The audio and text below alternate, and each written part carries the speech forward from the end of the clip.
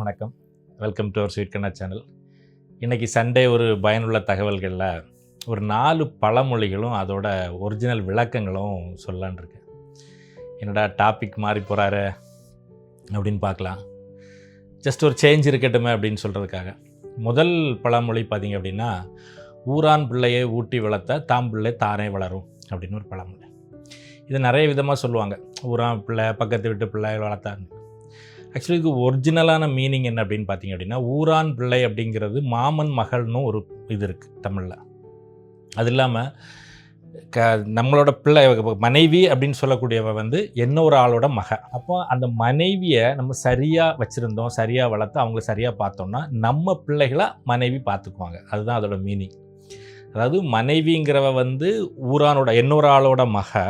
அவளை நம்ம ஒரு மனைவியை கரெக்டாக நம்ம வச்சு அவங்களுக்கான செயல்களை செய்தோம் அப்படின்னா, நம்ம பெற்ற பிள்ளைகளை மனைவி தானே பார்க்கணும், நம்ம குழந்தைகளை மனைவி தானே பார்க்கணும்.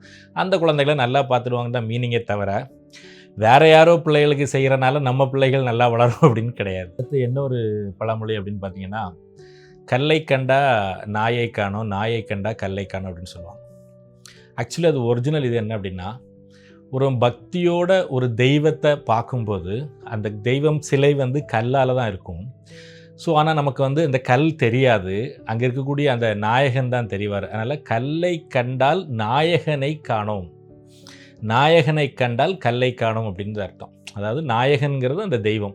ஒருத்தன் பக்தியோடு அந்த சிலையை பார்க்கும்போது அது வந்து நமக்கு நாயகன் தான் தெரிவார், அங்கே கல் தெரியாது. ஆனால் நீங்கள் பக்தி இல்லாமல் சும்மா நீங்கள் வெறுமனே அதை பார்த்தீங்க அப்படின்னா உங்களுக்கு கல் தான் தெரியும், அங்கே நாயகன் தெரிய மாட்டார். அப்போ கல்லை கண்டால் நாயை காணோம் இல்லை, கல்லை கண்டால் நாயகனை காணோம், நாயகனை கண்டால் கல்லை காணோம் அப்படிங்கிறது தான் அந்த பழமொழியோட இது.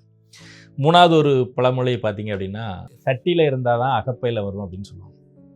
அதோட மீனிங் என்ன அப்படின்னா, ஒரிஜினலான இது என்னென்னா, ஷஷ்டி அப்படின்னு ஒரு இது இருக்குது இல்லையா, ஒரு திதி இருக்குது.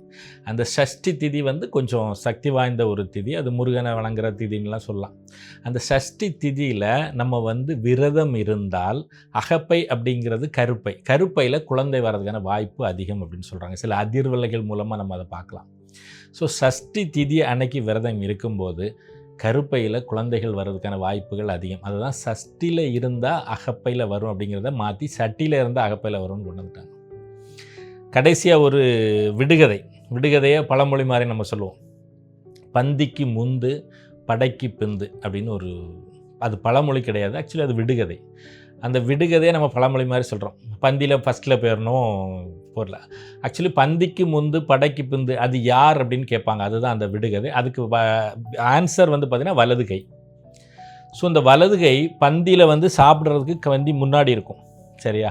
அதே படை, நம்ம வந்து ஒரு படை எடுத்து போயிட்டுருக்கும்போது வில் தான் அன்னைக்குள்ள ஆயுதத்தில் ரொம்ப முக்கியமான ஒரு ஆயுதம் வில். அதிகமாக வில் தான். இப்போ வில்லோட நாணை இது பண்ணும்போது கை பின்னாடி போகும்.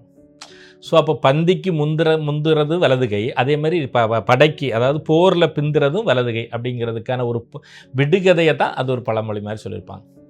ஜஸ்ட் ஒரு 4 இது உங்களுக்கு இன்றைக்கி சொல்லணும்னு இருந்தது. உங்களுக்கு இது பிடிச்சிருந்தால் அந்த சேனலை சப்ஸ்கிரைப் பண்ணுங்கள், உங்கள் ஃப்ரெண்ட்ஸுக்கு ஃபார்வர்ட் பண்ணுங்கள். இந்த பிரபஞ்சம் உங்களுக்கு எல்லா செல்வங்களையும் வழங்கட்டும். என்றும் அன்புடன் கண்ணன் ராஜகோபால். நன்றி, வணக்கம், தேங்க்யூ.